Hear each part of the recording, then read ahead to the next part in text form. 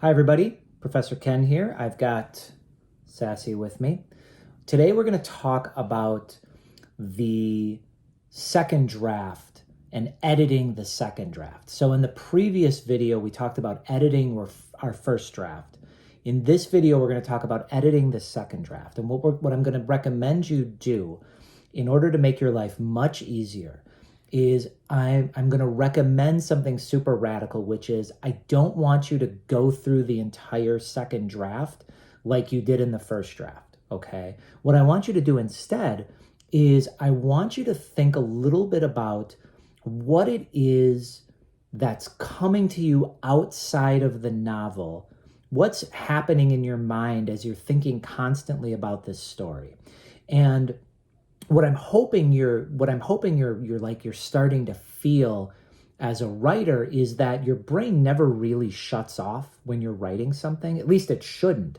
And so when you're working on a project, especially something as long as a novel, one of the things you should probably start to do, and I recommended this in the previous video, one of the things I really recommend you doing is start jotting down notes wherever you are. When an idea comes to you for improving your story, okay? And what I like to do is I have a couple of ways I do this. When I go through my first draft for the first time, I actually have a Google Doc open, and anytime something comes to me in the moment, and I'm like, oh man, I didn't even see this connection when I first wrote it. Now there's a connection. I got to make that connection better. Or, oh man, I really need to add a chapter here because there's something missing story-wise. I just make a note of it. I don't try to make those changes in the moment because I have a very deliberate way of going through my first draft and only looking for a couple of specific things.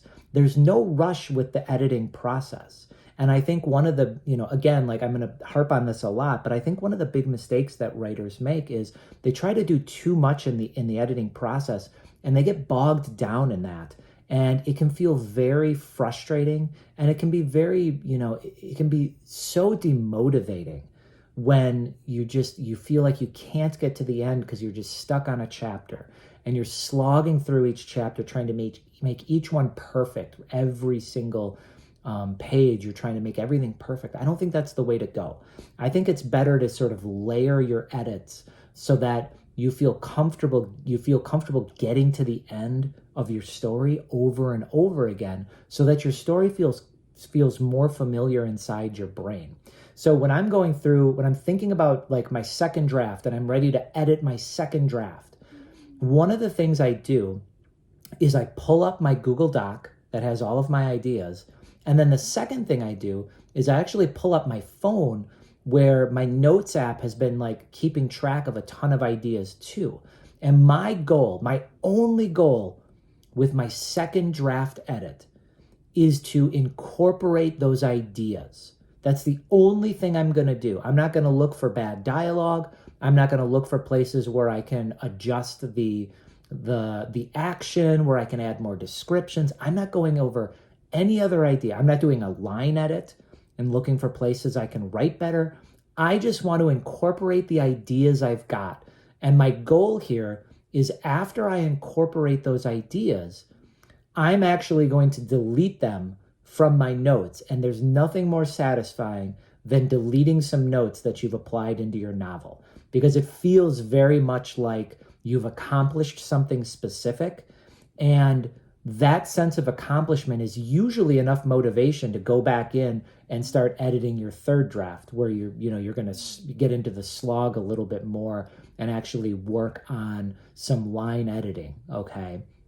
So what kind of stuff are you looking for? Well, one of the things you're probably going to want to keep an eye out for is when you read through your first draft, did anything stand out story-wise that feels incomplete?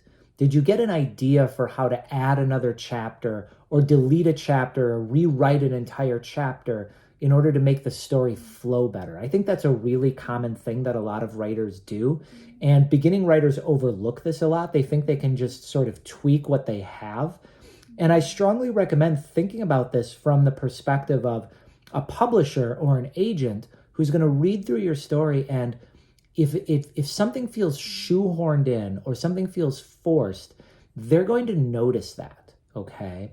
And so when we are incorporating our ideas, one of the things we're going to do when we go back into another edit is we're going to make sure everything, nothing feels very shoehorned in, okay? And you'll be amazed at how easy this is as you sort of like think deliberately about each of these editing rounds.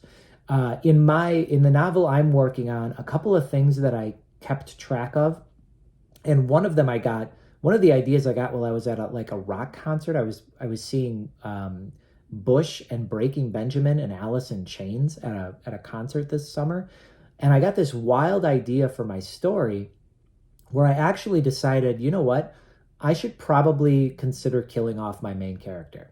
And so what I did when I was working on editing the second draft was I actually wrote a new chapter where I killed off the main character to see what it would feel like. And it felt pretty good.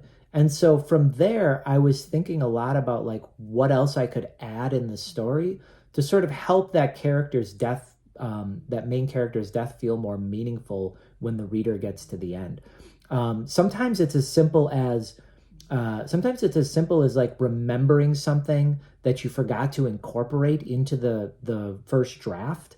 I remember when I was working on another novel, a mystery novel, I forgot to give my main character a gun, which was kind of important because at some point toward the end, he pulls out a gun. So I had to go back, and in my second draft, because I had a note about this, in my second draft, I went back and I gave the character a gun at some point, so the ending made a lot more sense. This kind of stuff is really common when you're doing editing. You shouldn't feel uncomfortable, and you shouldn't get down on yourself if you forgot something when you were writing that first draft. That's what the editing process is for. Just as importantly, I think another way to look at this, like the reason I recommend like actually jotting down notes is because if you start living and breathing your novel, if you start really spending time with your novel, you're going to find that ideas are going to come to you. And if you don't write them down, they are definitely going to disappear. I have had multiple experiences where I have come up with what I thought was a really good idea for some revision in my story.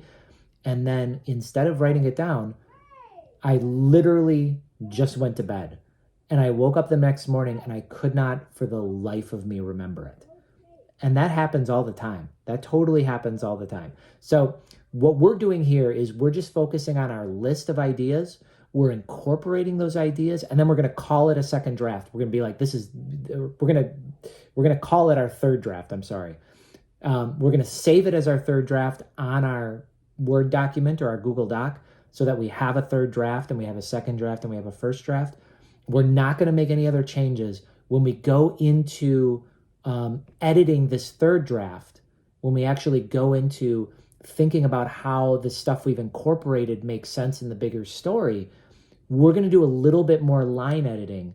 And by this point, you're going to be amazed at how much better your story feels compared to that first draft. Okay. So if you didn't see the other video, make sure you check it out. As always, hit the like button if you like this, because, I think it helps the algorithm. I don't know. And next time I'm going to make a video, it's going to be focused on looking at that third draft, doing some line editing, and staying focused so that we don't get overwhelmed with the editing process.